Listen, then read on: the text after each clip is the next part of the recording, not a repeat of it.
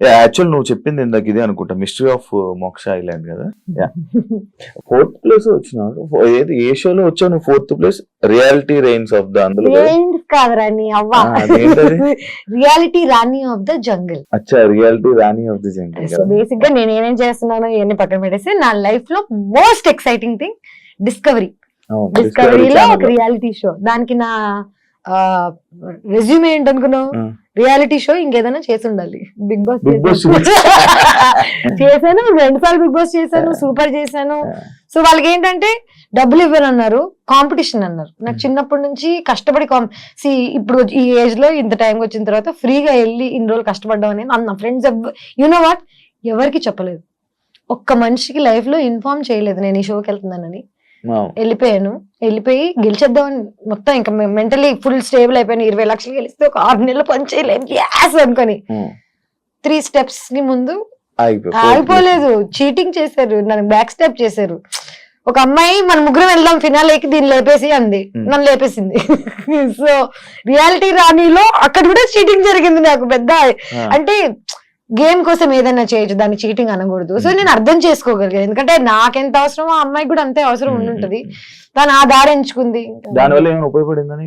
ఉపయోగం అంటే తెలియదు. ఇప్పుడే రిలీజ్ అయింది షో, హిందీలో నా డెబ్యూ. అండ్ నాకు చాలా నచ్చింది యాక్చువల్లీ నిజం చెప్పాలంటే. అండ్ ఇక్కడ నేను బ్యాడ్ నేమ్ అని అనుకుంటున్నాను కదా, అక్కడ నేను చాలా ఇన్నసెంట్.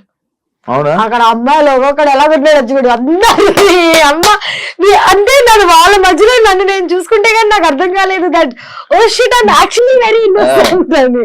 వాళ్ళందరూ బూతులు గీతులు తిట్లు బట్లు. అంటే North Indian girls are so much ahead in life with their mind, with their open. బాంబేలో ఉన్న వాళ్ళు ఆర్ వాట్ ఎవర్ ప్రోగ్రెసివ్ ఉంటారు అనమాట. అక్కడికి వెళ్ళి నేను ఇన్నోసెంట్ అయిపోయాను. నేను అనుకున్నా అరే అక్కడ నేనే పెద్ద చాపని, ఇక్కడ చిన్న కాదు. అది ఇక్కడ తీసుకురావాలని ఆలోచన వచ్చిందా నీకు? అలా నేను ఇక్కడ ఉండాలి, ఇక్కడ ఉండాలి, ఇక్కడ ఉండగలను. ఇంత ప్లానింగ్ లేదు నాకు. అది లేకేనా? అంటే చూడు నా లైఫ్ జర్నీలో ఏవేవి ఆపర్చునిటీస్ వస్తున్నాయి నాకు, అవి దండం పెట్టుకుని తీసుకుని వెళ్ళి చేస్తున్నా. రియాలిటీ స్టంట్ షో, ఫుడ్ లేదు, బెడ్ లేదు. ఒక రా గోట్ ఐబాల్స్ తిన్నాను, రా గోట్ పచ్చి గోట్ తిన్నాను రా, పచ్చి గోట్ బ్రెయిన్స్ ఇవన్నీ తినేసి. నేను ఎంత కష్టపడుతున్నానో ఎవరికి తెలియట్లేదు, అందరు ఇంకా బికిని మీద ఫోకస్ చేస్తే నేను ఏం చేయగలను. ఇవన్నీ చేశాను. ఈ 1 month లో మోక్ష ఐలాండ్ రిలీజ్ అయింది, అర్థమైంది అరుణ్ కుమార్ రిలీజ్ అయింది, reality Rani's of the jungle release అయింది. 3 ఎవరికి ఏమి తెలియదు కానీ only bikini everybody remembers. So నా ఇది నా ప్రాబ్లమా మీ ప్రాబ్లమా? అది ఇంకా జనాల్లోకి వెళ్ళదు కదా మ్యాటర్. ఎగ్జాక్ట్లీ. ఏదైనా చెడు చేస్తేనే వెళ్తుంది. చెడని ఇప్పుడు మంచి, ఇప్పుడు బికినీ వేసుకోవడం చెడా? నువ్వు చెప్పు నాకు. ఇవన్నీ గోవాలో ఏడేసుకోలే కానీ లేదు. అంటే ఐ ఫీల్ లైక్ మనం ఇంకా చాలా ప్రోగ్రెస్ అవ్వాలి as a society, as a community. మనం ఇంకా చాలా చూడాలి. మనం ఏంటంటే మనం చిన్నప్పటి నుంచి చూసిన సినిమాలు, ఈ టీవీ వీటికే పరిమితం అయ్యాం తప్ప మనం దీన్ని దాటి బయటకు వెళ్ళాలి. సంక్రాంతి సినిమాలో అయిపోయారు.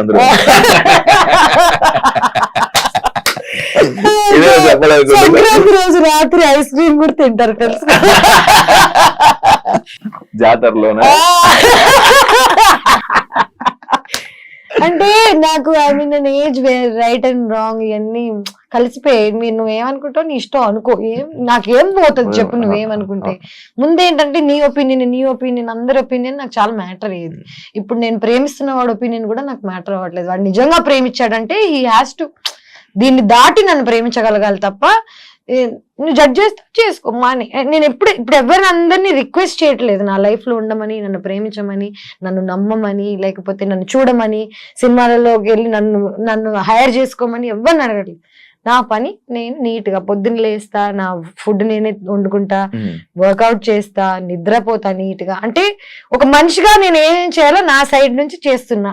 మిగతా లైఫ్ వాట్ ఎవర్ కమ్స్.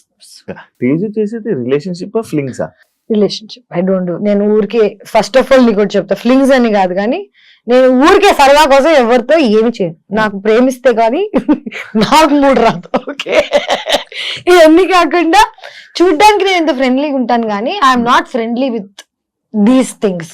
ఇంత ప్రోగ్రెసివ్ అయిన నేను ఇప్పటికీ ప్రేమ లేకపోతే నహి చల్తా. I only dated, I only had relationships, నేను ప్రేమలోనే ఇవన్నీ చేయగలుగుతా తప్ప డబ్బుల కోసం, పని కోసం, లేకపోతే సరదా కోసం, దొరవ కోసం చేయలేదు ఎప్పుడు, చేయను కూడా. అండ్ అందుకే ఇంత యంగ్ గా ఉంటాను చూడండి. యాక్చువల్ తేజు లైఫ్ మారిపోవడానికి మెయిన్ ఎక్కడ మారింది రా చెప్పు, వీళ్ళు పూర్తి కంప్లీట్ అయిపోయిన క్వశ్చన్. ఇదే మొత్తం పూర్తిగా వెనకే. Thumbnails, comments. తను చేసింది ఏం లేదు కానీ ఈ కామెంట్స్ థంబ్నైల్ వల్లే మారింది. నీ క్యారెక్టర్ మీద దెబ్బ అవడానికి రీజన్ థంబ్నైల్స్. ఏమో అంటే నిజం చెప్పాలంటే థంబ్నైల్స్ ఇస్ అ కల్చర్ నా. ప్రభాస్ ని కూడా వదలట్లేదు. ఎవరు ఫేమ్ తో పాటు తెలియని ఒక విషయం ఏంటంటే జనాలకి, నువ్వు ఫేమస్ అయినప్పుడు నీకు అంతే గుడ్ నేమ్, అంతే బ్యాడ్ నేమ్, అంతే వల్నరబుల్ అవుతావు. పబ్లిక్ ఇమేజ్ నువ్వు అయిపోయిన తర్వాత జనాలు think your there property. So వాళ్ళ ఇష్టం వచ్చింది. నా థంబ్నైల్స్ నా లైఫ్ మార్చేసింది అని అంటున్నావు కదా, నా లైఫ్ కి ఏం చెడు చేయలేదు, ఏం మంచి చేయలేదు. Thumbnails is just one different space. జనాలకి నిజం చెప్తున్నా కదా, నేను రోజు పొద్దున్న లేసి ఎవరితో జీవితం గురించి మాట్లాడితే ఎవరికి ఇంట్రెస్ట్ ఉండదు. ఎవరో యాక్టర్ లైఫ్ లో ఏదో జరుగుతున్న టైప్ లో మాట్లాడామనుకో 100 మందికి వినాలని ఉంటది. ప్రాబ్లం ఏంటంటే I'm not in to gossip, I'm not in to this lower dimension shit. Thumbnails ని, వీటిని, కమెంట్స్ ని నేను పట్టించుకుంటే ఒక్కొక్కరిని కాల్చి పారేస్తాను. లిటరల్లీ నేను పట్టించుకుంటే ఒక గన్ తీసుకొని కారెక్కి ఒక్కొక్కడి ఇల్లేటికి. కానీ టు ఫర్గివ్ దెమ్, వాళ్ళని కూడా పాపం వీళ్ళకి ఏం తెలుసు పాపం గొర్రెలు టైప్ లో ఆలోచించి వదిలేస్తాను అనమాట. నాలో ఈ పెద్దతనం లేకపోతే ఇప్పటికి 100% మర్డర్ చేసేదాన్ని. మా కమెంట్స్, మా విన్నర్స్ ఎవరో ఒకరు ఏదో ఒకటి 100% అంటే చిన్నపిల్ల కోపం నాది, కానీ forgive చేయగలుగుతా పెద్దతనంతో. I can do both. ఆయన ఎందుకు ఫర్గివ్ చేయలేకపోయావు? చేస్తా ఆయన కనిపిస్తే మాట్లాడతాను. మేము బీబీ జోడి చేసాం. అవును, ఆయన్నే ఫర్గివ్ చేసాక ఇంక ఎవరైనా ఐఎమ్ వెరీ ఎవరు నాకు వెన్నుపోటు పొడిచినా ఏం చేసినా జస్ట్ కట్టి తీసేసి బయట పడేసి ఇట్స్ ఓకే రా ప్లీజ్, ఇంక మాట్లాడకెళ్ళి జస్ట్ గో. ప్రాబ్లం ఏంటంటే పొడిచి ఆడు కంప్లైంట్ చేస్తుంటారు, అది ప్రాబ్లం. పానీపూరి స్టోరీ ఏంటి? ఏంటో నీ అమ్మ నాకు పానీపూరి ఇష్టం అన్నానని చెప్పి దాని అడ్డమైన మీమ్లన్నీ చేసిస్తూ, చిన్నప్పుడు ఇంట్లోంచి పారిపోయిన కొత్తలో పానీపూరి తినేదాన్ని ఓన్లీ లంచ్ కి. డబ్బులు ఉండేవి కాదు, డాన్స్ నేర్పించేదాన్ని. హెచ్పిఎస్ కి డాన్స్ టీచర్ నేను. సెయింట్ ఫ్రాన్సిస్ లో చదువుకుంటున్నాను జర్నలిజం. కాలేజ్ లో లాస్ట్ 2 periods ఎగ్గొట్టి హెచ్పిఎస్ కి వెళ్ళి డాన్స్ నేర్పించేదాన్ని. లంచ్ టైంలో అందరూ ఇంటి నుంచి లంచ్ లో గొడవ తెచ్చుకుంటే నాకు ఒక పానీపూరి బండి ఉండేది, టైం ఉండేది కాదు. వెళ్ళి 5-10 rupees పెట్టి ఫటాఫట్ 2.5 years ఓన్లీ పానీపూరి తిన్నా లంచ్ కి, లిటరలీ. అండ్ పొద్దున ఇడ్లీ తినేదాన్ని. ఇడ్లీ ఎక్కడ తినేదాన్నో, పానీపూరి ఎక్కడ తినేదాన్నో, రాత్రికి ఒక కర్రీ పాయింట్ లో రోటీస్. సో నేను న్యూట్రిషన్ లేదు నాకు బాడీకి, బక్కగా అయిపోయాను. ట్యూబర్కులోసిస్ వచ్చింది నాకు, టీబీ వచ్చి I had to get in to a surgery. అంటే న్యూట్రిషన్ లేకపోతే, ఫ్యామిలీ లేకపోతే మనం అసలు ఎంత వల్నరబుల్ అవుతాం అనేది, సిక్ అవుతాం అనేది తెలిసింది నాకు. అప్పుడు నేర్చుకున్నా నేను, హెల్త్ ఈజ్ వెల్త్. నిద్రలు లేకుండా, తిండి లేకుండా పని చేయడం మానేసా. That's my panipuri story. And panipuri నాకు ఏం గుర్తు చేస్తుంది చెప్పనా, నేను ఎక్కడి నుంచి వచ్చానో గుర్తు చేస్తుంది. ఇప్పటికీ పానీపూరి తింటే my favourite thing to do. నాకేంటంటే పానీపూరి తిన్న వెంటనే అంటే ఎంత ప్రాబ్లంలు ఉన్నాయి ఇప్పుడు, ఏ బాధలు ఉన్నాయి, ప్రశాంతంగా ఉంటది. ఇంకా నువ్వు పానీపూరి తినుకుంటే ఇక్కడ దాకా వస్తుంది. అబ్బా, వెరీ గ్రేట్ ఫీలింగ్ నిజం చెప్పాలి. Panipuri is a feeling. Time చాలు. నో మోటివ్, అదే నా లైఫ్. మోటివ్ ఉంటే నాకు తెలిసి చాలా బాగుండేదేమో. అందరు నీ గోల్ ఏంటి, నీ మోటివ్ ఏంటి, నువ్వు ఎలా బతుకుదాం అనుకుంటున్నావు, ఏం చేద్దాం అనుకుంటున్నావు, నాకు తెలియదు భయ్యా, నాకు తెలియదు. నేను రోజు పొద్దున్న లేసి ఈ రోజు ఇక్కడికి వెళ్ళాలి. ఇప్పుడు ఈ రోజు నా పొద్దున్న మోటివ్ ఏంటో తెలుసా, టైం కి నీ దగ్గరికి రావాలి, టైం కి ఇంకొక ఇంటర్వ్యూకి వెళ్ళాలి, నేను వీటన్నిటి మధ్యలో ఫుడ్ తినాలి. నా motive is very moment to moment. 10 ఏళ్ళకి నేను ఇప్పుడు ప్లాన్ చేసుకున్నా వర్కౌట్ అవుతుందా? తేజస్విలోని ట్రస్ట్, దానాలు, ధర్మాలు అలాంటివి ఎక్స్పెక్ట్ చేయొచ్చా? అన్నాయా అవి? అవి ఎక్కువే, డబ్బులు లేవు సార్. నేను పబ్లిసిటీ కోసం చేయను కదా. ఇప్పుడు నా ఫ్రెండ్స్ కి ఎవరికైనా డబ్బులు అవసరం ఉన్నా, 10 ఏళ్ల నుంచి ఎవరికి ఏం అవసరం ఉన్నా ఐ గివ్ అండ్ ఒక్కసారి అడగను కూడా దేనికి ఏంటి అని. కానీ నాకు అవసరం ఉన్నా I have the same, like that's the kind of relationship I have. Problem ఏంటంటే నేను చేసినవి ఫోటోలు తీసి నేను వీళ్ళకి ఇది చేస్తున్నా వాళ్ళకి అది చేస్తున్నా అని చెప్తే ఆ చేసిన దానికి వాల్యూ పోతుందని నా ఫీలింగ్. ఇప్పుడు నేను ఒక ట్రస్ట్ కి డబ్బులు ఇస్తాను, వీకేర్ అని ఒక ఆర్గనైజేషన్ ఉంది, నేను వాళ్ళతోనే ఉండేదాన్ని చిన్నప్పుడు. ఇప్పుడు వాళ్ళకి తిరిగి నేను చేస్తున్నా చేయకపోయినా ఆర్ వాట్ ఎవర్, చేస్తున్నందుకు ఒక మాట వస్తుంది, చేయనందుకు ఒక మాట వస్తుంది.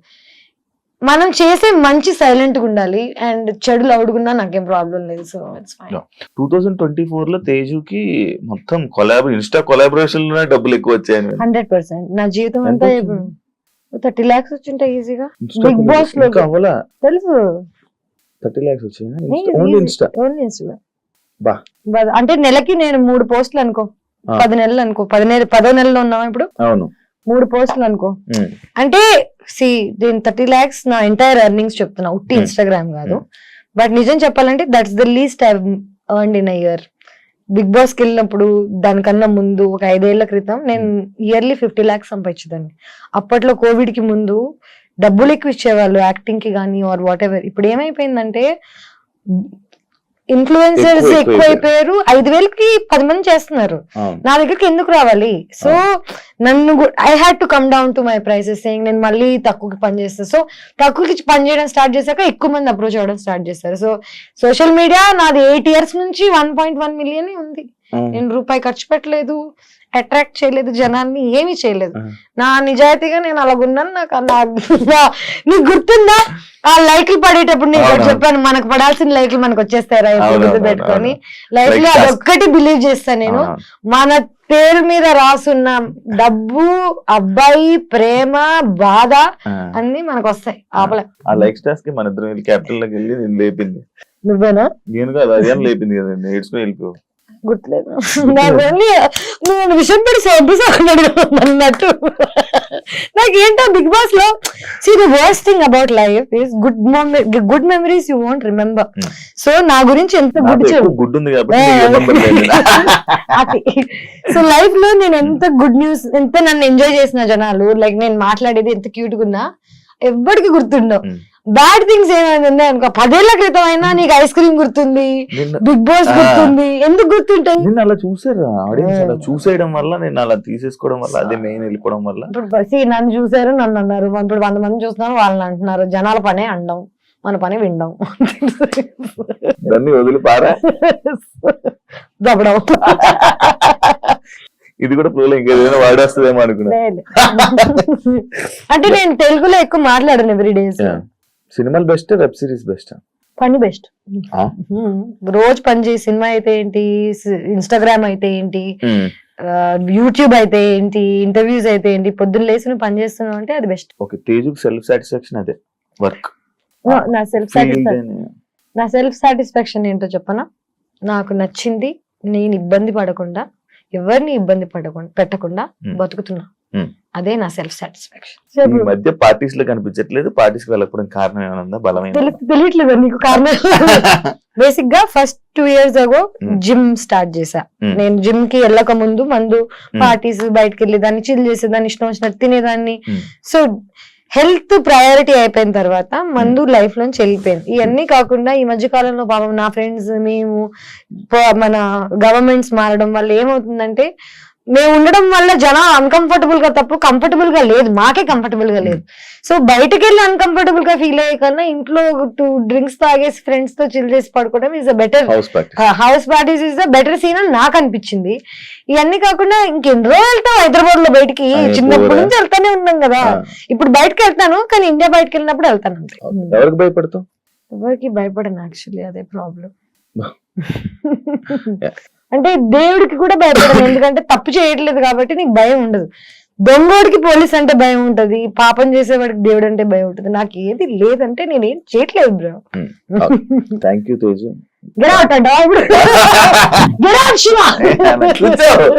ఇప్పుడు ఇది తమిళ ఇంటర్వ్యూ మధ్యలో లేచిపోతే మీ ఇష్టం వచ్చింది, feel free. Thank you so much. Open గా అన్ని మాట్లాడుతున్నాను. Happy, are you satisfied? Very good.